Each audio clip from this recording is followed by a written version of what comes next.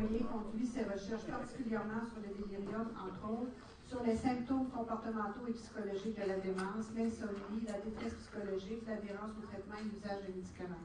Donc, accueillons chaleureusement M. Voyer, que vous pourrez questionner tout à l'heure.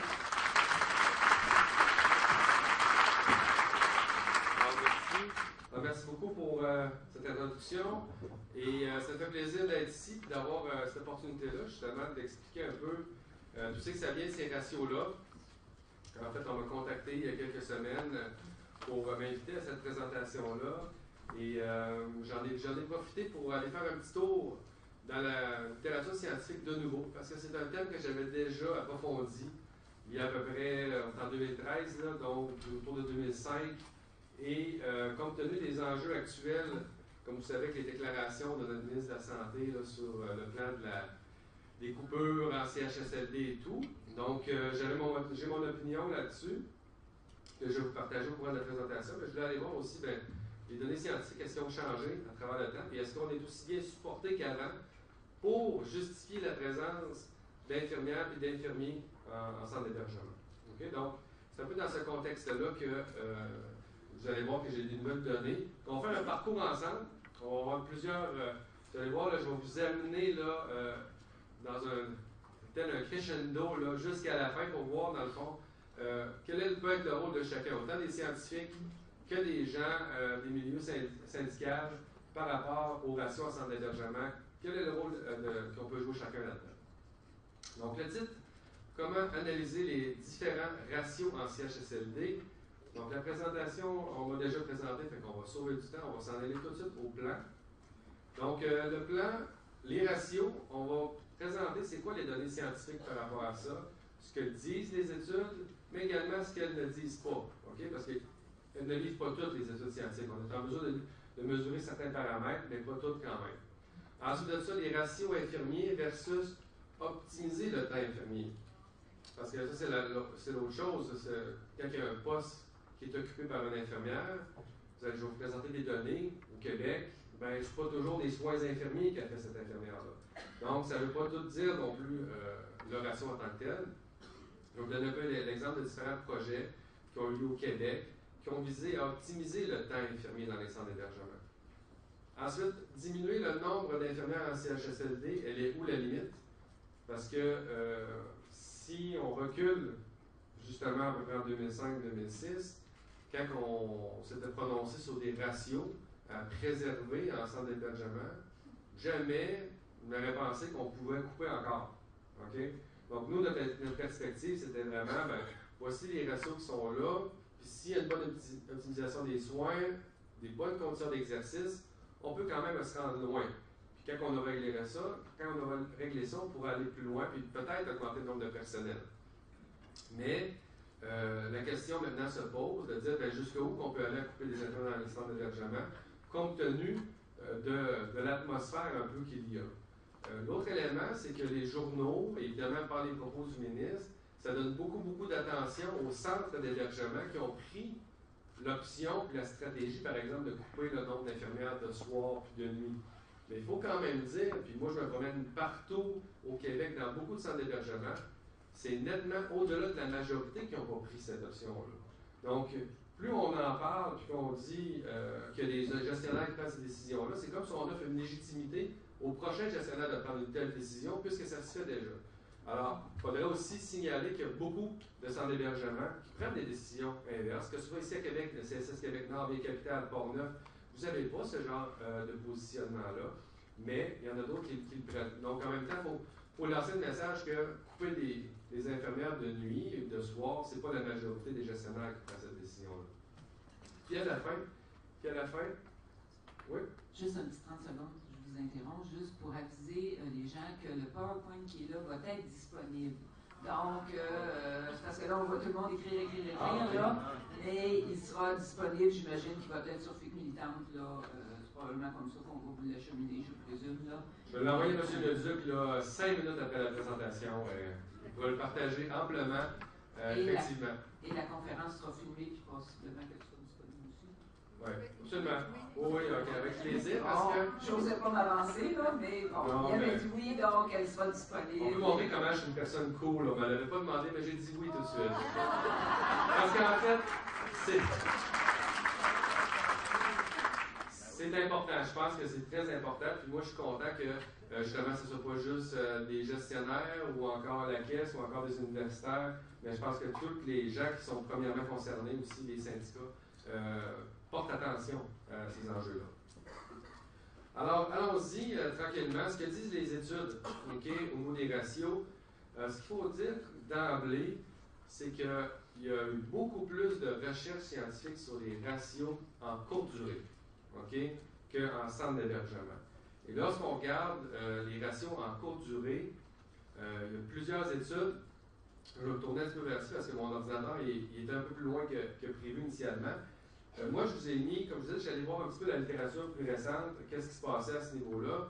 Et ce qu'on voit, c'est que les ratios là, sont en lien direct. Plus tu as d'infirmières, moins tu vas avoir d'infections urinaires, de pneumonie, d'arrêt cardiaque, de segments gastriques, de retard dans la réponse à un code, d'une durée de séjour plus courte des patients également. Donc, si on comparait les taux de mortalité entre les hôpitaux qui avaient les ratios les plus bas versus ceux les plus hauts, il y a un taux de mortalité différencié de 26 %. Alors, c'est majeur l'impact de la profession infirmière sur plusieurs indicateurs cliniques. Ça, on n'en est pas toujours conscient de cet impact-là qu'on a dans la profession. Alors, c'est important que tout le monde soit au courant de ça. Et on voit aussi que plus les gens sont formés, plus l'impact aussi est important sur les outcomes. Eux, dans leur étude, ils ont également examiné les choses. Donc, un manque d'infirmières est associé à quoi? Des plaies de pression, plus de pneumonie, septicémie, saignement gastrique, perturbation métabolique, détresse respiratoire, puis arrêt cardio-respiratoire. Puis, ce qui est intéressant dans cette étude-là, ils sont allés un petit peu plus loin aussi. Ils ont regardé des indicateurs tels que le manque d'infirmières est aussi associé à une diminution des soins suivants.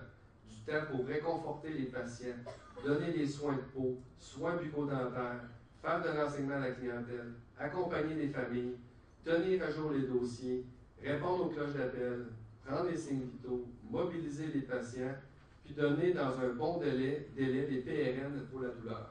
Donc, quand même, là, si on pense que jouer avec les ratios de le nombre de personnes, ça n'a pas d'impact sur la clientèle, vraiment, c'est parce qu'on ne veut pas regarder les chiffres, on ne veut pas regarder les données de provence. Donc, les conclusions de ces auteurs-là, ils disaient quand les infirmières considèrent que leur milieu clinique n'est pas sécuritaire, qu'il manque de ressources, donc des leaders, du personnel de soignants et de soutien également, sont des commis, des gens qui nous empêchent de faire des tâches administratives pures, là, si on veut, et que le nombre d'infirmières avec un baccalauréat est bas, les soins sont de moins bonne qualité. De même, les soins ou activités ne sont pas réalisés, soins de confort et enseignement et temps supplémentaires augmentent. Okay? Donc, ça, c'était juste pour vous dire, dans la littérature scientifique, au niveau de la courte durée, ce qui est le fun, c'est que ça ne peut pas être plus solide que ça, puis c'est pour ça qu'ils sont ailleurs. En hébergement, on a heureusement, dans les dernières années, eu des nouvelles études qui ont été publiées, qui sont arrivées avec des conclusions vraiment intéressantes aussi. Donc, les résultats dans les milieux de soins de longue durée. Le premier constat qu'on avait dans les premières études, ça c'est une vieille acétate de 2005-2006, il est incontestable que plus il y a de soignants en nombre, plus la qualité des soins est optimale dans les centres d'hébergement. Bon, là, personne qui tombe en bas de sa chaise ici, hein? On sait ça, puis c'est démontré sur le plan scientifique. OK? L'autre élément qui est quand même intéressant, puis qui était connu, puis qui est aussi une vieille étape, puis vous allez voir, comme ça je vais aller dans les nouvelles, il y a un minimum d'infirmières requis pour chaque unité pour obtenir une bonne qualité des soins. Alors, ce qui est en parenthèse est important, qui ne peuvent pas être remplacés par des infirmières auxiliaires. OK? Je sais que la FIC représente tous les groupes professionnels, mais moi, je présente la littérature scientifique, qu'est-ce qu'elle dit. Parce que c'est très facile, en littérature scientifique, on a plusieurs milieux d'hébergement. Okay? Aux États-Unis, c'est tout dans le Medicaid, fait qu'on a énormément de données. Puis là, on peut comparer les endroits comment il y a d'infirmières. Puis là, s'il y a plus, il y a 2 infirmières auxiliaires, 3 infirmières auxiliaires pour les soutenir, etc. Et s'il y en a moins, on a rajouté des infirmières auxiliaires, on se rend compte que quand tu joues sur cette variable-là, ça ne permet pas de remplacer une infirmière. Ça n'a pas les effets auprès de la clientèle. Et ça, je pense que c'est un élément que les gestionnaires auraient vraiment besoin de savoir, parce qu'on voit ça, ce courant-là, que de remplacer des infirmières par des infirmières auxiliaires en pensant qu'on peut obtenir les mêmes résultats. Alors, dans les études aussi, en 2006, ce qu'on a observé, puis vous voyez là, c'est 87 études scientifiques entre 1975 et 2003. Donc, c'est pas comme une petite étude dans un CHSLD régional là, publié dans la section santé de Châtelaine. On parle là, d'études scientifiques extrêmement rigoureuses sur des décennies.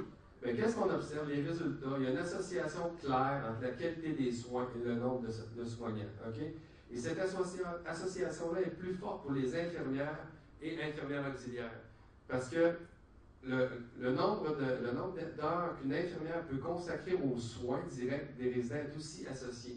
Donc, l'autre idée aussi, que on donne aux infirmières des responsabilités administratives et tout, bien, plus on les éloigne, plus ça a de l'effet également sur la qualité des soins. Donc, plus tu leur permets de donner des soins directs, meilleurs seront les résultats. L'association entre la stabilité du personnel et la qualité des soins également. Ça, c'est un point qui est majeur. On a juste à le voir, l'utilisation de la main-d'œuvre indépendante vient complètement détruire, en fait, la qualité des soins, la continuité des services, la qualité de la communication. Mais c'est observé également dans la littérature.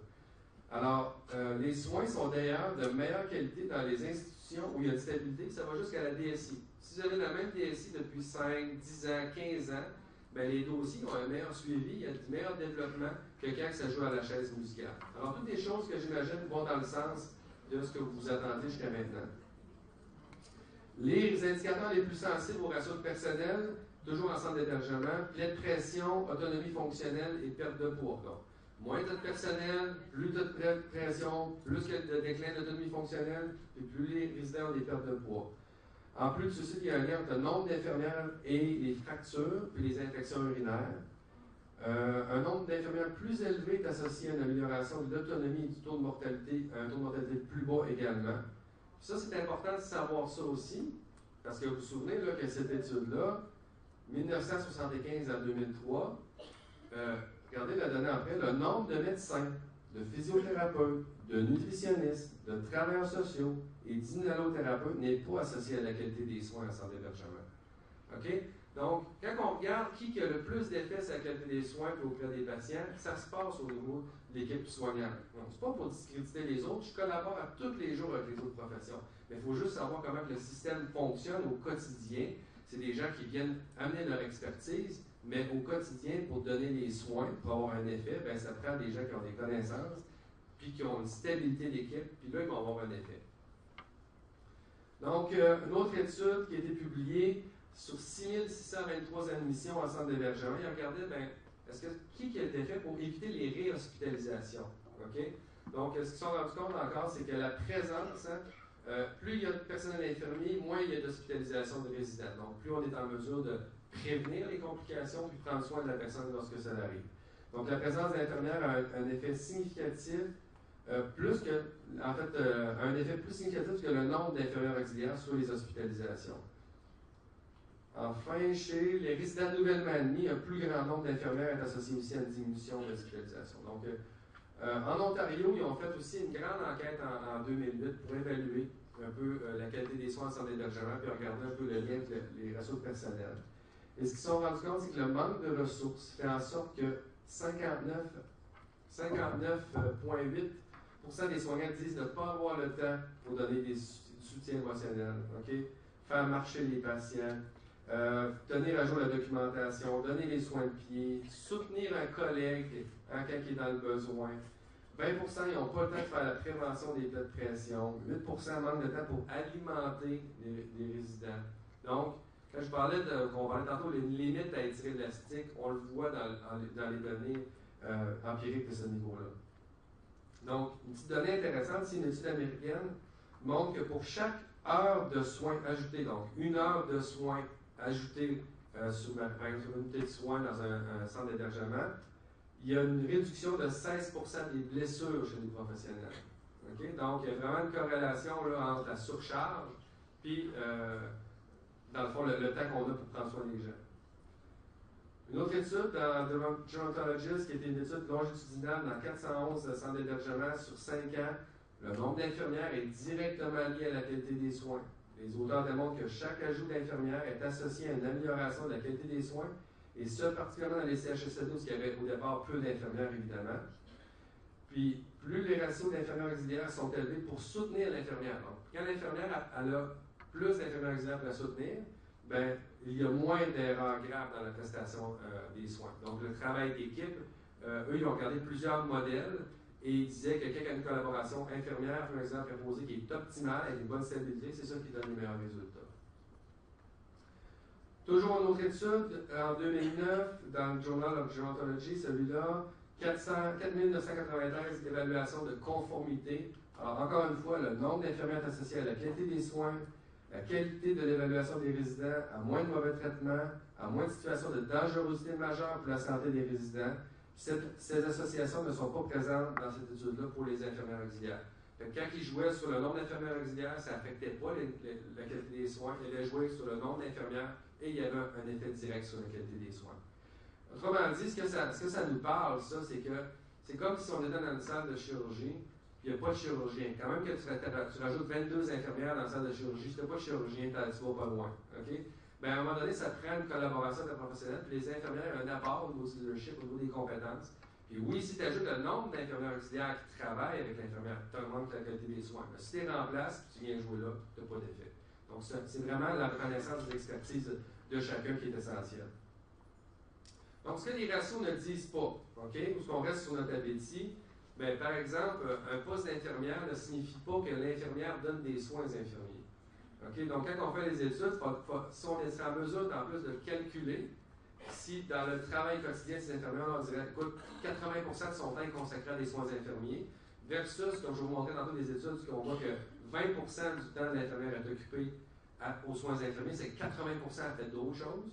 Bien, ça va venir jouer aussi sur l'apport de la profession infirmière. L'impact des ratios sur la qualité des soins le soir, la nuit, les week-ends, on n'a pas ce genre de données-là. Les études en CHSLD ne tiennent pas compte des facteurs significatifs qui avaient été identifiés en courte durée, comme la charge de travail, la relation avec les médecins et autres collègues, l'ambiance sur l'unité, le soutien des gestionnaires de proximité, la satisfaction du personnel, le stress, les taux d'épuisement. C'est toutes des variables qui ont été étudiées et qui ont montré qu'il y avait un effet sur la qualité des soins en courte durée. Le niveau d'utilisation de la main-d'œuvre indépendante, le roulement des employés, le niveau de scolarité des infirmières, la qualité de l'environnement physique puis le profil des résidents. Donc, ça, dans les études en courte durée, comme il y a une masse critique de chercheurs plus grande dans ces milieux-là, ben, ils ont été en mesure de tenir compte de ces variables-là. Donc, est-ce que ces résultats-là seront les mêmes au Québec si les infirmières, par exemple, n'avaient pas de pratique à jour? Bien, ça, c'est des questions qui resteront à répondre. Il faudrait nous-mêmes l'évaluer en tant que tel. C'est si les infirmières, vous allez voir, tantôt, je vais vous présenter les résultats de ce qu'on a fait, puis le projet Forteresse, quand les infirmières jouent leur rôle, puis ils font les examens cliniques, ils jouent le rôle de leader, on diminue de 40-60% les transferts à l'urgence. On voit que quand on joue notre rôle, ça a un effet. Mais si on va dans un milieu, puis les infirmières prennent les signes vitaux, ne sont pas en mesure de faire les examens cliniques, etc., bien, ça ne veut pas dire qu'ils ont l'effet qu'on observe dans les autres études. Dans le fond, il faut qu'on joue aussi notre rôle. Comme si on disait, bien, les médecins ont tel effet, mais si on regarde leur travail et ils font des soins infirmiers, du soin d'assistance, bien, la médecine n'avance pas dans ce cas-là. C'est la même chose. Il faut bien distinguer le rôle de chacun. Et au niveau des soins aigus versus la gestion des maladies chroniques, bien, dans les centres d'hébergement, il faut beaucoup s'orienter maintenant justement vers la gestion des maladies chroniques. Et ça va demander des ajustements parce que si on calcule juste la qualité des soins sur le nombre d'épisodes d'infection, bien, ça ne sera pas aussi sensible, par exemple, que la qualité respiratoire d'une personne NPOC en centre d'hébergement, qui, elle, va être beaucoup plus dépendante de la qualité des soins. Vous me suivez? Donc, c'est un peu... Il va falloir s'ajuster avec les années. Donc, les ratios CHSLD au Québec, j'avais vu des documents là, qui appellent ça les ratios voyés. Là. Donc, ça vient où, ces fameux ratios voyés-là? En fait, c'est un travail de réflexion que nous, on avait fait, puis que moi, j'avais publié, puis que finalement, les gens l'ont appelé comme ça, mais ça se basait sur 3 choses essentiellement. Les résultats des études scientifiques, ce que je viens de vous présenter, OK? Également, on a regardé ce qui se faisait au Québec, quelle était la situation des ratios dans les centres, puisque ça allait quand même bien, puis je vais vous les présenter. Puis après ça, dans toute la littérature, je vais vous présenter les conclusions qu'ils nous présentent. C'est qu'au bout de la ligne, ça devient un avis d'expert. d'établir les meilleurs ratios pour une unité en particulier. Parce que tu peux avoir une unité que tu dédies à des clientèles sans déficit cognitif, une unité en psychogériatrie, une unité que... Donc, dès le moment que tu commences à jouer avec tes clientèles, bien, si tu fais un ratio pour tout le monde, ça ne fonctionne pas. Okay? Fait qu'il faut quand même rester avec un minimum de jugement dans la dotation de personnel. Donc, quand nous, on a fait le tour, on voyait qu'il y avait des centres d'hébergement que, dans la région de Québec, là, on pouvait avoir une infirmière pour 21 résidents de jour, de soir, une 42, de nuit, une pour 85. Après ça, on est allé voir à vos places, c'était une 32, 64, 64 de nuit. Après ça, un autre centre d'hébergement, une 42, 42, 84. Après ça, une 41, une 41, 82. Donc, vous voyez quand même, c'est de la grosse variabilité, ça, dans une même région en plus. Puis évidemment, comparé avec ce qui se passait ailleurs. Et si on regarde, il y a un travail qui est mené par Sylvie Saint-Jacques, c'est Jacques Dussault, là, qui est de l'unité d'évaluation des technologies et des modes d'intervention en santé et services sociaux de première ligne. Et on regardait un peu c'est quoi la moyenne qu'il y avait au CSF des capitales versus le reste de la province puis de la région. Et ils ont consulté 17 documents de dotation. Puis le ratio 40-60, c'est probablement ce qui représente le plus les dotations de personnel présentement. Donc ça vient encore un peu réitérer mon point que je disais tantôt, que la majorité, ils n'ont pas mis les infirmières dehors malgré tout ce qu'on entend. Il faut faire attention, il faut valoriser les gens qui prennent justement les décisions adéquates à ce niveau-là pour garder le personnel infirmier en place. Donc, les experts, eux, qu'est-ce qu'ils disent? C'est qu'ils nous disent, ben, il n'y a pas de ratio idéal, mais il y a comme une logique idéale. OK? Ici, des experts américains qui s'étaient réunis, écoutez, c'était en 2000 qu'ils se sont réunis, donc ça fait déjà un petit bout, sur la question. Et la meilleure façon de composer l'équipe soignante pour donner les meilleurs soins doit d'abord et avant tout être appuyée sur l'opinion d'experts cliniques dans le domaine. En 2011, donc vous avez vu la conclusion en 2000, en 2011, la conclusion de cette étude-là, il n'est probablement pas possible de déterminer le ratio idéal si on ne tient pas compte de la qualité de l'environnement et de la charge de travail. OK? Autrement dit, si, comme je disais tantôt, si on met sur une unité tous les cas les plus lourds, puis dans un environnement physique qui n'est pas approprié, ben tu peux dire, ah ben non, mais j'ai une infirmière pour 25, c'est pas mauvais, mais ça peut que ça ne fonctionne pas pantoute quand même. Okay? Donc, c'est pour ça que les ratios, ça a quand même une limite. Là. Donc, dans la conclusion, d'ailleurs, de Saint-Jacques et Dussault, il disait qu'il y a une relation qui est clairement établie entre la dotation personnelle et la qualité des soins. Donc, il n'y a personne qui remet ça en question. C'est la manière, après ça, de les former, ces équipes de soignantes-là, où est-ce que là, on voit qu'il y a de la variabilité, puis qu'on va dire des phrases comme on a entendu sur ce que ça fait en CHSLD, c'est des bras et non des infirmières, bien, évidemment, ça ne colle pas du tout à toute la littérature scientifique à ce niveau-là. Donc, alors les auteurs ici, c'est ce qu'ils disent très clairement. Ils disent la dotation personnelle dans les centres d'hébergement est un exercice complexe qui nécessite la prise en compte de plusieurs facteurs, dont la lourdeur de la clientèle, les besoins particuliers de certains résidents, le modèle de prestation des soins, ainsi que le niveau de compétence, l'expérience et la stabilité du personnel. D'ailleurs, on le voit, les enjeux sur l'île de Montréal ne sont pas les mêmes qu'à Québec, qu'on peut voir si on va dans le bas du fleuve. Juste par la stabilité de personnel, il y a des éléments qui sont beaucoup plus difficiles sur l'île de Montréal, présentement, avec la main-d'œuvre indépendante, qu'on va voir dans des régions où est-ce que, juste par la stabilité du personnel, avec les mêmes ratios, sont en mesure de donner des bien meilleures qualités de soins aux résidents. Okay? Donc, oui, faut porter attention aux ratios, mais il ne faut pas occulter aussi d'autres facteurs ici qu'on sait qui sont aussi très importants. Donc, les ratios, nous autres, on a dit, bon, ben, OK, là, on a vu la littérature scientifique, on voit à peu près les milieux cliniques, comment ça varie en termes de ratios. Alors, on me demandait souvent, c'est quoi les ratios, Philippe, c'est quoi les ratios? Puis, à un moment donné, je vais regarder, je vais vous en donner à peu près des barèmes qui m'apparaissent raisonnables, dans la mesure où l'infirmière, elle joue vraiment son rôle. Okay? Donc, elle ne donne pas de soins d'assistance, ni des soins qui peuvent être donnés par l'infirmière auxiliaire. Et dans la mesure aussi que l'infirmière auxiliaire, maximum 30% de son temps est consacré à des soins d'assistance. Okay? Donc, autrement dit, l'infirmière est quand même bien soutenue par son équipe présente.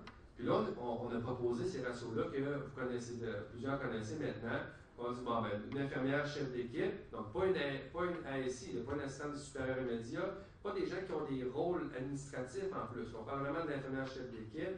Donc, une infirmière pour 25 à 32 de jour, 5 ans, 64 de soir, 75, 96. Ça peut faire l'affaire. On a fait des études, nous, de nuit sur le nombre d'événements symptomatiques la nuit pour justifier également que, ben, quand on arrive déjà à 100 résidents, il y a 5 à 13 événements symptomatiques par nuit.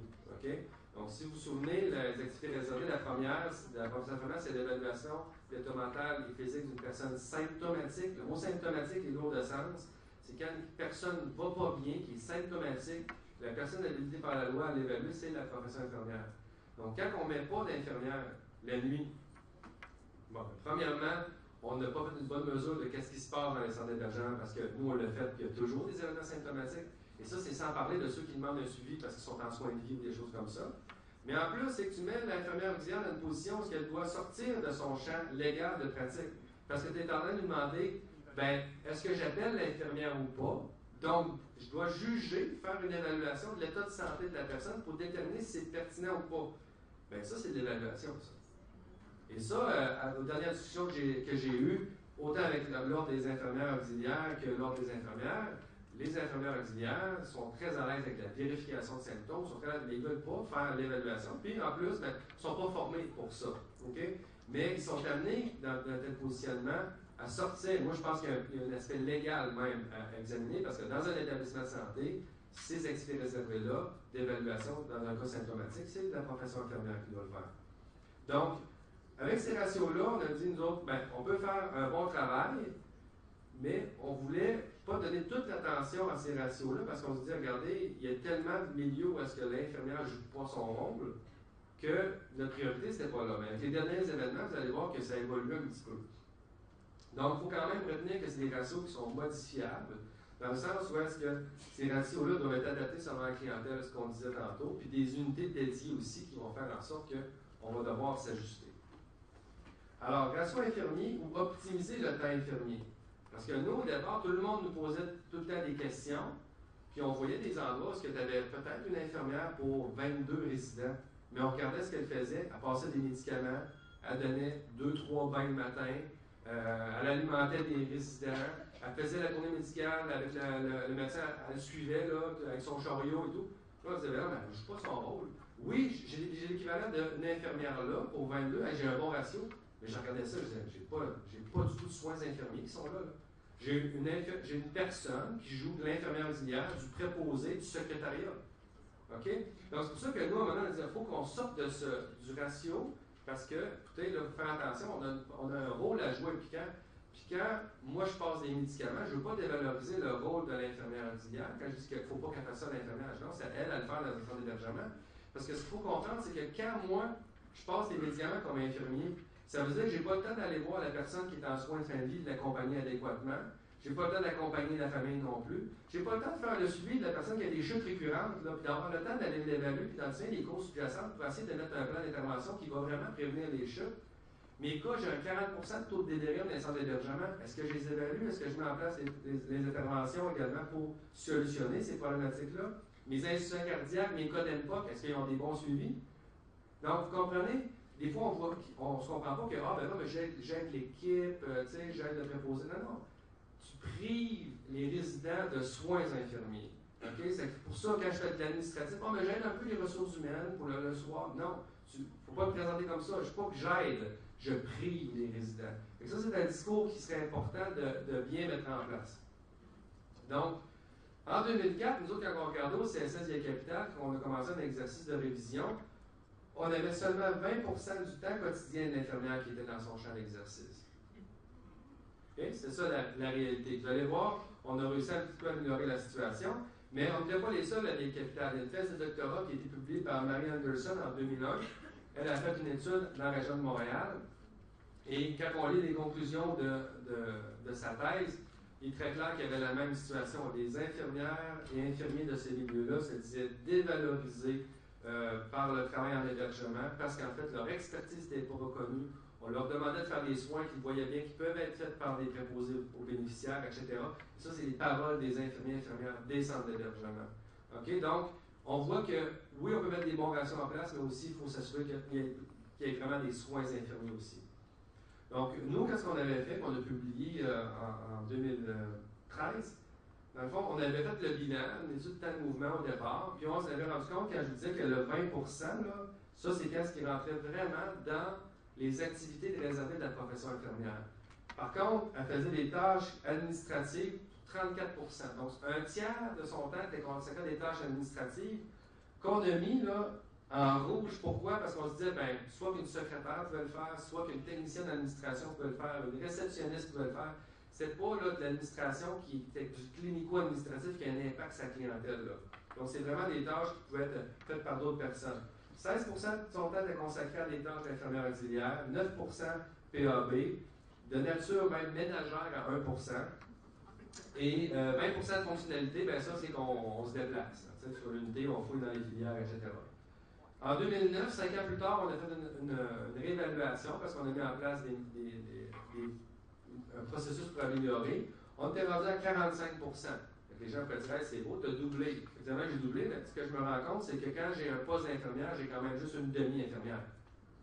Okay? Donc les ratios qu'on a là, c'est même pas encore des vrais ratios quand on se parle de nos ratios, parce que ici, j'ai une demi-infirmière. Ça me prend 2 infirmières pour en faire une, okay? Quand je compare avec mes études. Ensuite, on a réussi à diminuer à 16% de tâches administratives, 8% auxiliaires, 4% PAB, peu de moitié à 0,5% des natures ménagères, puis fonctionnalité était à 26%. Donc, vous voyez ça, c'est d'autres bâtonnets qui expriment la même chose. Mais ce qu'on voit, c'est que des tâches cliniques administratives qui sont passées de 12 à 26%, la plus fréquente étant celle d'échanger avec un membre du personnel. Donc, on a mis vraiment des tâches où est-ce que l'infirmière doit jouer son rôle de leader auprès de l'équipe pour avoir une influence justement sur la qualité des soins. Et ça s'est reflété. Les activités cliniques de soins infirmiers sont passées de 8 à 19,5%. Okay? Puis la tâche qui a la plus haute augmentation, c'est la surveillance clinique de la pharmacothérapie. Donc ça, c'est aussi des bonnes nouvelles. Les tâches administratives pures sont passées de 34 à 16%. Puis la tâche la plus fréquente, qui est de nature administrative, c'est encore des tâches de secrétariat qui peuvent être faites par une secrétaire en tant que telle. Les activités de type infirmier auxiliaire sont passées de 16 à 8%.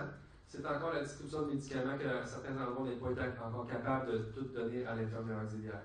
Mais ici, vous voyez, je vous fais remarquer que des fois, les gens disent, ben là, je ne passe plus de médicaments, c'est quoi, je ne toucherai plus aux médicaments? Ben non. Tu vas faire de la surveillance clinique de la pharmacothérapie. C'est que tu vas aller évaluer la condition de l'état du patient, du résident, s'il s'est vraiment amélioré, puis voir s'il y a des effets secondaires. C'est ça notre contribution au niveau de la surveillance clinique et notre deuxième activité réservée. Mais donner des pilules en tant que telles, donner une pilule, ça, l'infirmière auxiliaire est capable de le faire, puis on peut la faire contribuer à la surveillance clinique de toute manière. Mais encore là, c'est qu'il faut voir le rôle qu'on doit jouer. Pour moi, en centre d'hébergement, une infirmière ou une infirmière passe des médicaments que les donne, on sous-utilise son plein potentiel. Okay? Puis de toute façon, il faut juste le vivre. Moi, je l'ai vécu, j'étais infirmier de soir. Tu passes des médicaments dans le temps avec des petites cartes fiches, là, je vous parle après 2003-2004. Et là, il y a un patient, un résident qui tombe. Mais là, il m'en restait à peu près 18 à passer des médicaments. Là.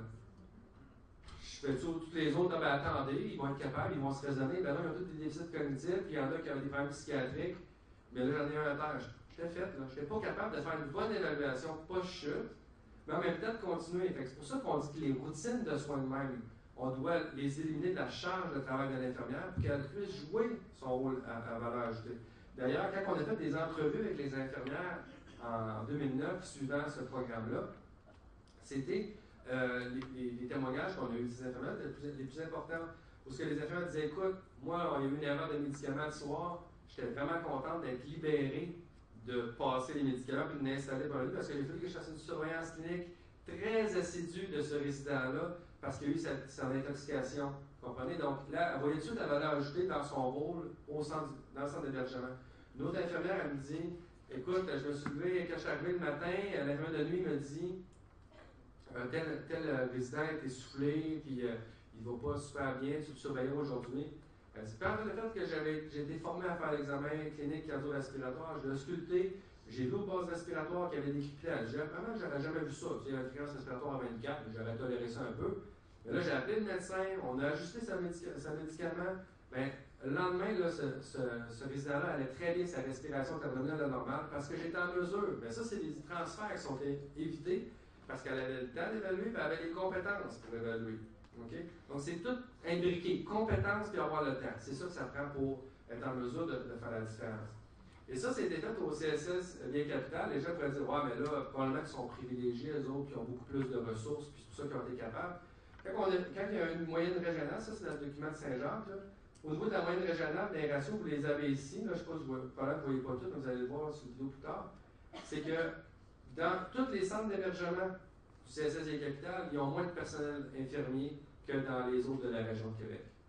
Okay? Donc, on est en mesure quand même d'améliorer ces processus-là avec moins de personnel. Je ne dis pas qu'on n'en prendrait pas plus. Après ça, le projet Forteresse, c'était fait dans à peu près 50 centres d'hébergement dans la région de la Montérégie. Et ils ont formé sur 5 ans, 1, 2, 3, 4, c'est ça, 5 ans, le personnel infirmier dans ces milieux-là sur différentes compétences cliniques pour que ces infirmières-là jouent leur rôle. Et qu'est-ce qui s'est passé dans les différents centres? On a vu qu'il n'y a eu aucun transfert à l'urgence pour les cas qui étaient considérés comme non urgents, donc des gens qui étaient retournés par l'urgence par la suite. Puis il y a une diminution de transfert de 65% pour les maladies pulmonaires obstructives chroniques, donc cette clientèle-là, 43% pour ceux qui souffraient de dyspnée ou de détresse ou d'insuffisance respiratoire, de 47% pour maladies troubles respiratoires également. Donc, tout simplement parce qu'on détecte rapidement une équipité en décibilance, on peut ajuster à une thérapie aérosol ou encore avec des pompes ou encore antibiotiques. Puis dans le fond, ces clientèles-là, ils restent dans leur milieu de vie. Puis là-dedans, tout le monde est content puis est gagnant également. L'infirmier ou l'infirmière a joué son rôle, le résident n'est pas transféré, puis l'urgence ne reçoit pas ce type de clientèle-là. Donc, diminuer le nombre d'infirmières en CHSLD, elle est où la limite? OK, comme vous, probablement, j'ai réagi quand j'ai entendu les coupes dans les services infirmiers à centre d'hébergement, parce que nous, on travaillait très fort à dire qu'il faut optimiser le temps infirmier, on essayait de dévier un peu l'attention sur ces ratios, parce qu'on se disait, écoutez, les ratios, ça ne dit pas tout, on veut surtout que les infirmiers et infirmières jouent leur rôle, mais sauf que là, on n'a plus le choix aussi de s'intéresser aux ratios maintenant, compte tenu que par ses propos, le ministre il est venu légitimer. Certaines milieux cliniques, elles disent, ben oui, couper des infirmières, c'est correct. Même le ministre le dit. T'sais. Donc, ça, malheureusement, il y a plein de gestionnaires qui ne prennent pas cette décision-là, mais il y a un danger de dérapage ici là, pour les centres d'hébergement. Donc, si on regarde, il y a une présentation des données, là, ça c'est dans la presse. Les chiffres exacts, là, vous les avez ici en bas, c'est très petit, là, mais je vais juste les regarder et vous le dire comme il faut. Entre 2007 et 2013, il y a 1000 infirmiers et infirmières de moins dans les centres d'hébergement au Québec. Okay, c'est 1000, ça. Ça, d'après moi, on a fait péter l'élastique. Là. Okay? Là, on arrive vraiment à un point où est-ce qu'on ne peut pas prétendre qu'on peut donner la même qualité des soins avec tout ce que je vous ai dit tantôt sur les données probantes. Je ne vois pas pourquoi que le Québec, ce serait la seule place sur la Terre que non, les ratios n'affectent pas la qualité des soins. Okay? Donc, est-ce qu'on a des comparatifs aussi? Tu sais, si on peut dire, attention, oui, on a coupé les infirmières, mais attention, là, au Québec, on est privilégié, on a énormément de personnel infirmier dans les centres d'hébergement comparativement à ce qui se passe sur la planète Terre. Il y en a qui ont fait l'exercice. Ici, c'est encore dans le document de Saint-Jacques, puis vous voyez ici la ligne rouge. Ça, c'est le CSS Bien Capital. Okay? Tout ce qui est en haut, okay? Tout ce qui est en haut, c'est des pays ou des États américains qu'on retrouve plus de personnel infirmier dans les centres d'hébergement. Donc en réalité, là, il y a juste 2 études américaines, il faudrait aller voir c'est quel État, là, mais qui avait moins de personnel dans leur centre d'hébergement. Okay? Donc, quand on se compare pour les gens qui ont fait l'exercice, on n'est pas des privilégiés, là. On n'est pas qu'on a énormément de personnel infirmier dans les centres d'hébergement. Puis, lorsqu'on se compare aux autres provinces, bien, au niveau des provinces, cet exercice-là a été fait encore, et il y a juste le Nouveau-Brunswick qui est en bas du CSS de la capitale. Je vous rappelle que le CSS de la capitale, c'est lui qui n'est pas le plus haut dans la région non plus. Ce n'est pas non plus un privilégié. Là. Donc, au niveau du Nouveau-Brunswick, toutes les autres, on va retrouver plus de personnel infirmier dans les centres d'hébergement. Donc, de dire que nous, on avait beaucoup d'infirmiers en centre d'hébergement, c'est normal qu'on coupe. Ce n'est pas justifié avec les données qu'on a.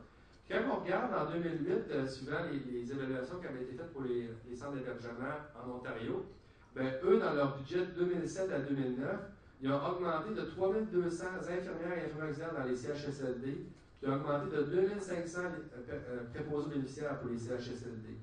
Et ce qu'ils ont ajouté aussi, ils ont ajouté qu'ils trouvaient que la gestion des centres d'hébergement était beaucoup orientée sur les budgétaires, donc sur les aspects financiers. Alors, eux, ils ont augmenté l'imputabilité des gestionnaires, pas seulement sur les finances, mais sur les résultats de soins.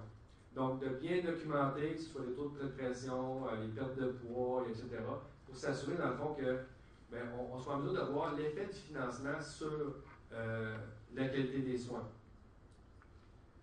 Donc, à mon avis, il y aura des conséquences à étirer l'élastique. Moi, je pense que quand on est rendu que c'est plus combien il y a d'infirmières dans le centre d'hébergement, est-ce qu'il y en a? OK? Je pense que là, ça va de soi. Et ça soulève des questions qui sont de nature éthique, qui sont des questions au niveau social. Il y en a peut-être qui ont vu ma lettre d'opinion que j'ai publiée dans le fil de l'Université Laval, mais également sur le site de l'Association québécoise des infirmières et infirmières en gérontologie. Moi, les questions que je me pose, c'est moins d'infirmières pour donner des soins aux résidents atteints de maladies chroniques. On se comprend qu'on arrive en centre d'hébergement, c'est les soins intensifs de la maladie sévère et de la multimorbidité et tout. Là. Okay? On a des gens de 3,5% de la société qui se retrouvent là, qui sont les plus détériorés dans leurs conditions.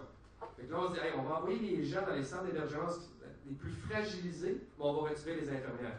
Okay? Juste ça, c'est comme, il y a un problème de logique là, mais pourquoi que l'aîné qui vient à domicile, vous connaissez tous les suivis systématiques de clientèle, domicile, ambulatoire pour les MPOC, pour les insuffisants cardiaques, etc. Alors, ces gens-là qui sont à domicile, qui reçoivent présentement de l'Institut de cardiologie et pneumologie de Québec d'excellents soins dans la communauté pour leur MPOC, leur insuffisance cardiaque, là, on leur dit, écoutez, là, vous êtes rendu tellement avancé et en perte d'autonomie, votre condition est tellement avancée qu'on va vous envoyer en centre d'hébergement. Parce que là, on va prendre plus soin de vous parce que, tu sais, vous êtes détérioré, là. Hein? On n'est plus capable d'assurer un bon suivi de votre condition. Fait qu'il arrive en centre d'hébergement, mais c'est pas ça qui se passe. Il n'y a pas de suivi de maladie chronique, là, actuellement. On n'a pas cette disponibilité-là. Donc, en réalité, la promesse implicite qu'on fait, elle n'est pas réalisée. OK? Donc, puis alors qu'on voit comme dans le projet Forteresse que lorsqu'on peut investir justement dans la gestion des maladies chroniques en centre d'hébergement, ça a des impacts directs sur le système de santé, juste par les transferts. Alors, est-ce que les résidents n'auraient plus le droit de soins de la même qualité que l'aîné à domicile en ce qui a trait aux maladies chroniques? Je pense que les questions se posent parce que si on se dit, il y avait une infirmière qui allait juste une fois par semaine, ben, dans le centre d'hébergement, si tu as juste une infirmière pour ton centre de jour, là, ben, tu sais, c'est pas sûr qu'elle va avoir le temps parce qu'il y en a 200, puis sur un centre d'hébergement de 100, 150, etc. Donc, il faut vraiment bien considérer que ces gens-là, leur état de santé est plus détérioré, mais en même temps, mon hypothèse, mon observation, que je ne parle pas pour vos centres, c'est qu'on n'est pas en mesure de donner le même niveau de soins aux maladies chroniques en centre d'hébergement dans la communauté. Ensuite de ça, d'autres questions d'éthique, moins d'infirmières pour donner des soins aux personnes souffrant de problèmes psychiatriques. OK? Là, 10 ans, quand je faisais mes projets de recherche, nous, on fait des projets de recherche toujours en gériatrie, chez les gens de 65 ans et plus, puis pour les problématiques gériatriques. Donc, on exclut toujours ceux qui ont des antécédents d'hospitalisation psychiatrique ou des problèmes psychiatriques courants, schizophrénie, tout ça. Là, 10 ans, on exclut à peu près 5-6% de la clientèle en hébergement de nos échantillons. Écoutez, je viens de faire une étude dans un centre d'hébergement de la région de Québec. Okay? Il y a 220 résidents. On va donner peut-être 10 pour les... c'est laquelle. Mais il y a 220 résidents-là, il y en avait juste 89 qui répondent à nos critères. OK? Le critère d'exclusion le plus fréquent, c'est le problème de santé mentale. OK? Donc, ça, c'est des gens qui reçoivent des soins de santé mentale, qui peuvent être à l'Institut de santé mentale, l'Institut universitaire de santé mentale, Robert Richard, là, pour ne pas le nommer. Et là, ben, on se retrouve avec à peu près une infirmière pour 5 à 8 patients. Là, on se dit, sa condition est quand même pas assez stable, il a 65 ans, fait c'est un cas admissible pour l'hébergement. Sauf qu'il arrive en hébergement, et là, il y a une hétérogénéité de clientèle, des gens avec perte d'autonomie, des gens qui ont de santé mentale et tout. Alors, c'est extrêmement difficile pour l'infirmière de donner les soins de qualité à cette personne-là. Moi, la question que je me pose, c'est est-ce dire que les résidents atteints de problèmes de santé mentale et vivant en CHSLD auraient moins de besoins? Donc, quand il était à Robert Richard, il y avait un bon service, A1, tout, on arrive en hébergement, Puis là, ben, finalement, on a des ratios qui permettent aucunement à l'infirmière d'assurer un suivi des problèmes de santé mentale de cette clientèle-là. OK? Moins d'infirmières pour prendre soin des aînés atteints de la maladie d'Alzheimer. Moi, j'étais sur le comité d'experts pour le plan d'Alzheimer, puis nous, ce qu'on a recommandé, c'est faire créer des CHSLD Alzheimer. OK? Parce qu'on sait déjà qu'on est à 60-80% de la clientèle avec démence.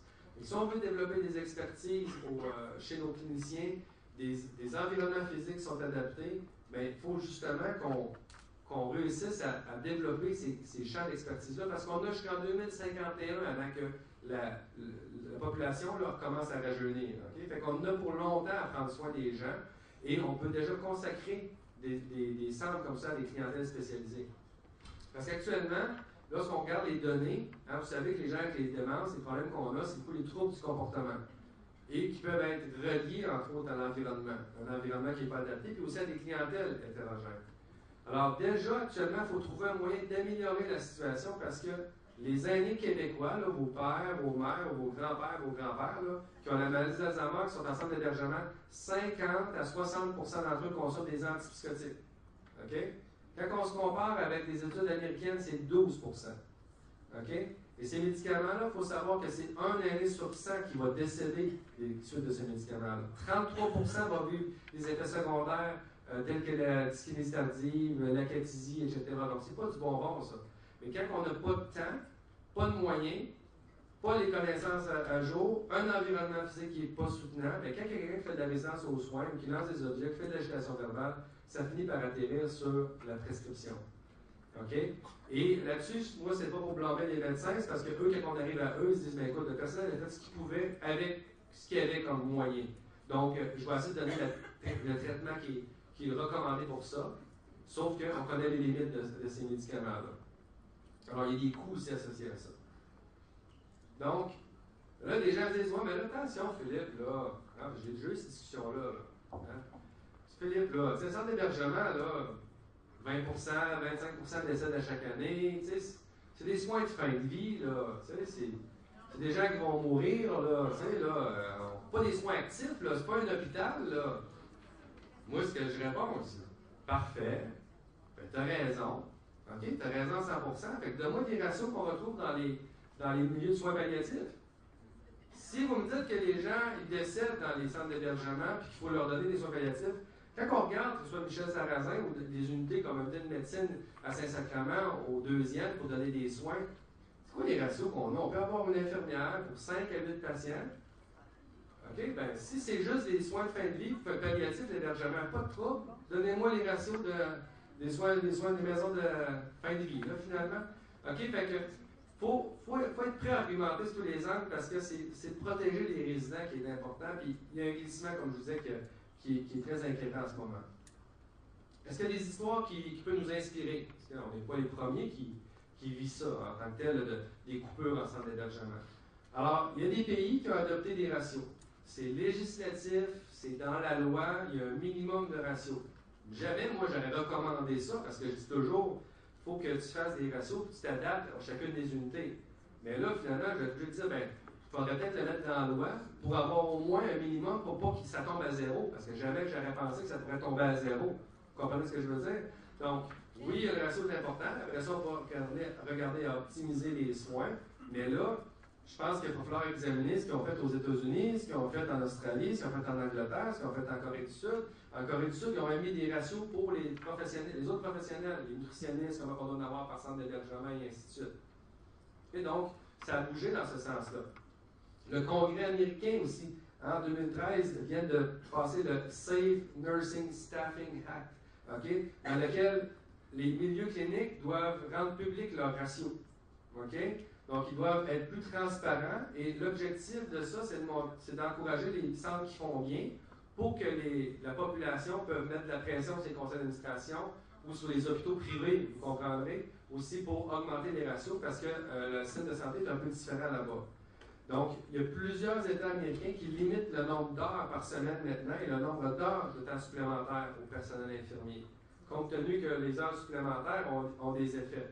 Nous, au Québec, on a quand même fait un petit peu de progrès là-dedans. Vous savez, il y a des nombres d'heures limités pour les camionneurs, pour les pilotes d'avion. Donc, on va juste continuer dans le même sens pour dire, ben, est-ce qu'on ne peut pas aussi se rendre là? On détermine actuellement les structures physiques, un résident par chambre. On va juste leur dire, ben, continuons dans cette direction-là. OK? Alors, quand que je me suis préparé pour cette conférence-ci, je suis allé voir un peu, ben, qu'est-ce qu'ils font les syndicats là-dedans, les autres? Est-ce qu'il y en a qui se sont intéressés à la question? Parce que moi, j'étais content d'être invité, parce qu'au bout de l'année, on fait toute partie de la même gang, de la même groupe. C'est des infirmières qui veulent donner des soins de qualité aux résidents de centre d'hébergement. Et je suis allé voir, puis là, j'ai été très surpris de voir justement que les syndicats ont été les leviers les plus importants pour faire établir des lois au niveau des ratios. Okay? Donc ça, c'est un article là, où est-ce que c'est tous les ratios à travers le monde. Puis on voit ici, là, c'était des grèves. Des grèves, en fait, qui étaient faites pour dire, écoutez, nous, on veut des ratios dans les centres d'hébergement ou encore dans les hôpitaux parce qu'on veut défendre, préserver la qualité des soins. Puis ils ont toutes les données probantes pour appuyer leurs propos. Vous comprenez? Donc, c'est pas dans les airs, je vous ai toutes montré tantôt les données probantes. Fait que quand ils se présentent devant la population, c'est pour défendre la population. Alors, ça permet d'avoir des gains assez importants au niveau politique, parce qu'en fait, tu ne défends pas tes conditions de travail, mais par ricochet, si je te donne des bons ratios, ben je viens travailler sur les conditions de travail. Fait que c'est un peu ça, toute la stratégie qui était derrière, qu'on a vue. Ici, ça c'est en Australie, ils ont loué un train, imaginez-vous. Donc, ils ont loué un train, puis ils se prenaient de village en village, puis là, ils prenaient des infirmières de chacun des villages pour se rendre jusqu'à leur Assemblée nationale, pour faire encore là un gros événement. Ça, c'est toutes les démarches qui ont été faites pour qu'en Australie, ils adoptent eux aussi des ratios. OK? Il y a eu quelque chose qui était assez, qui a attiré l'attention sur le plan mondial et politique, ça s'est passé en Californie. C'est qu'eux, ils ont des ratios qui sont établis, OK? Sauf que les hôpitaux américains privés disaient, ben écoutez, on va appliquer les ratios, mais durant les pauses, on les appliquera pas, puis durant les heures de repas, on les appliquera pas. Alors là, les gens du monde syndical ont dit, voilà, mais là, durant les heures c'est quoi, les besoins des patients diminuent, comment ça fonctionne? Donc, c'était un peu de toute la « give me a break », là, c'est donne-moi un break, comme on dit, là. Alors, si c'était tout fait en Californie, pourquoi ça a attiré l'attention mondiale? C'est parce que le gouverneur américain de la Californie, c'est Arnold Schwarzenegger, hein? Alors, c'est The Terminator, OK? Vous comprenez? Donc, les autres questions, en fait, là, c'est dans les journaux comme vous voyez ici, hein? Nurses visit Schwarzenegger, OK? Puis, après ça, on avait là, plusieurs articles de journaux que je vous ai mis, là, où est-ce que les premières présentations des infirmières qui disaient « Non, vous devez continuer à maintenir les ratios même lors des pauses ou des heures de dîner », bien, quand ils donnaient une conférence, ils disaient « Portez pas attention là, à ces infirmières-là, ça c'est des groupes d'intérêt, OK? Ça n'élèvera pas cette histoire-là, OK? » Donc, là après ça, ça c'est dans le Los Angeles Times, où est-ce que partout ce qui allait au pays, finalement, Arnold Schwarzenegger, pour faire des présentations, il y avait toujours des représentants là, puis donc qui soulevaient un peu le mouvement sur les ratios. Et ils ont tenu 107, en un an, là, 107 manifestations pour les ratios. OK? Fait que ça fait 1 ou 3 jours à peu près. Là. Ensuite de ça, là, pour les économiques, là, puis pour les gens, ça devenait intéressant parce que là, il va y avoir des petites phrases catchy, là, où est-ce qu'il disait Aaron's versus the Terminator. OK? Donc là c'était, les gens suivaient ça parce qu'en plus, l'image de la profession infirmière est quand même bonne dans la population. Là, le Terminator, lui, il perdait un petit peu des points en cours de route. Alors même lorsqu'il y avait un film là, sur Schwarzenegger, ils ont payé des publicités au cours de l'émission pour encore là parler de OK, c'est un king, ça c'est une histoire biographique, mais regardez là, sur les ratios. Donc, quand il a commencé par dire ben, on ne maintiendra pas les ratios durant les pauses, etc., Schwarzenegger il avait 70% d'appui public. Un an après, il était rendu à 37%. OK? Donc, les connaissances qu'on donne aux citoyens, qu'on leur dit écoutez, ça a de l'effet sur la qualité des soins, sur votre père, votre grand-mère, etc., bien évidemment, pour les résidents eux-mêmes, ben, c'est des arguments qui sont sensibles qu'il faut utiliser pour défendre les intérêts de ces résidents-là. OK? Donc, finalement, le 10 novembre, Schwarzenegger il a reculé, puis il a abandonné, puis il a dit aux hôpitaux américains, privés et tout, qu'ils devaient maintenir les ratios 24 heures sur 24, peu importe s'il y a une pause ou encore si c'est l'heure de dîner. OK? Autre stratégie également qui a été mise en place, parce que ça, c'est la Californie. Il y a beaucoup d'autres États américains qui ne sont pas rendus là. C'est que les infirmiers et infirmières qui travaillent dans une situation où, par exemple, tu es tout seul pour 175 résidents, de soir ou de nuit, tu te dis, écoute, la sécurité là, des résidents, je ne suis pas capable de la garantir, etc. Je suis mis dans des conditions d'exercice qui ne sont pas acceptables. Alors, il y a toute une nouvelle déclaration officielle qui peut être faite, comme mettons le risque d'accident, qu'on a notre feuille mais là, qui serait, ben écoute, je suis seul avec 175, ben je ne garantis pas la qualité des soins. OK? Et ça, c'est accepté. Et quand on dit talk is cheap, write it down, c'est que ce qu'il disait, c'est que les infirmières se plaignaient, mais les gestionnaires essaient de gérer ça. Alors là, ils ont dit non, ben là, on va se créer un formulaire, puis vous allez faire les déclarations. Puis comme vous déclarez au gestionnaire la situation inacceptable, c'est le gestionnaire qui devient imputable. Vous comprenez? Fait que là, ça, c'est l'autre stratégie en cours pour un peu faire reconnaître l'importance d'avoir des dotations de personnel qui soient adéquates. OK? Alors, eux, ce qu'ils ont fait aussi, ils ont fait des publicités. Ils ont fait des publicités où ce qu'ils disaient, ben, les études montrent que les ratios ne sauvent pas seulement des vies, mais ils sauvent de l'argent. Okay? Parce que ça, il y a toute une étude aussi, plusieurs études sur l'impact économique de ça, autant sur les traitements. Mais vous avez vu tantôt tous les effets sur les outcomes, mais évidemment, c'est une prise en charge des consultations, des transferts, etc. Puis, au bout de la ligne, il y a une économie qui est faite. Alors ça, c'était une stratégie qui était prise aussi par le monde syndical. Alors, les gens pourraient dire, « Oh, mais là, c'est bien beau, là. Oh, ouais, OK, on va mettre des ratios, là, mais on a une pénurie de personnel. C'est sûr qu'on va mettre des ratios, mais il n'y a pas un chat qui va aller travailler, etc. » Il y en a beaucoup qui disaient ça au départ. Mais l'argumentaire qu'il y avait tout le temps, c'était, « Non, si je mets des ratios de personnel adéquats, ça veut dire que je vais mettre des conditions d'exercice adéquates, puis les gens qui ont choisi la profession infirmière vont être capables de soigner. » Et qu'est-ce qui s'est passé? Ça, ce n'est pas des données théoriques. On les a ici, OK? Ça a augmenté là, de 120 000 infirmières en Californie. OK? C'est ça que vous avez ici. Là. Du moment qu'ils ont installé des ratios obligatoires, le nombre d'infirmières a augmenté de 120 000 dans les milieux cliniques. OK? Parce que beaucoup d'infirmières qui quittaient la profession à cause des conditions d'exercice qui étaient inacceptables revenaient parce que maintenant, avec ces ratios-là, ça leur permettait d'avoir un travail qui était plus satisfaisant. Alors, en conclusion, les ratios, de quoi parle-t-on? Moi, je vous dirais qu'il faut faire attention, on peut parler des ratios. Là, on nous pousse un peu dans la direction qu'on est obligé d'en parler et de mettre beaucoup d'emphase là-dessus. Je suis d'accord avec ça, compte tenu de ce qu'on est rendu, que là, s'il n'y a plus d'infirmières, c'est dur de parler de qualité des soins infirmiers. Mais il ne faut quand même pas occulter l'importance qu'on fasse vraiment des soins infirmiers ici. Donc, qu'on joue notre rôle. Donc, pour moi, c'est aussi insatisfaisant, mais je parle pour moi, de voir qu'il n'y a pas d'infirmière de soir, par exemple, dans un centre d'hébergement, que de voir une infirmière qui serait là, mais qui ferait 100% de sa tâche à autre chose. OK? Pour moi, je dis, ben là, on est quand même pour une infirmière de soir. Ouais, mais elle n'a même pas le temps de donner des soins. Elle n'a même pas le temps de rien faire. Fait que pour moi, c'est aussi problématique à ce niveau-là, parce que même si j'ai une infirmière là, je sais que je n'aurai pas l'impact sur les outcomes que je vous disais, que je vous présentais tantôt. Vous comprenez? Ensuite de ça, y a-t-il une limite à tirer l'élastique? Moi, je pense que oui. Puis c'est pour ça que ça me fait plaisir de partager ça avec vous aujourd'hui. C'est que là, il faut faire attention. Si on n'est plus en mesure de fournir des soins infirmiers, bien, il y a une population de résidents qui vont être privés de soins infirmiers. Puis les soins infirmiers, ça existe, ça a des effets.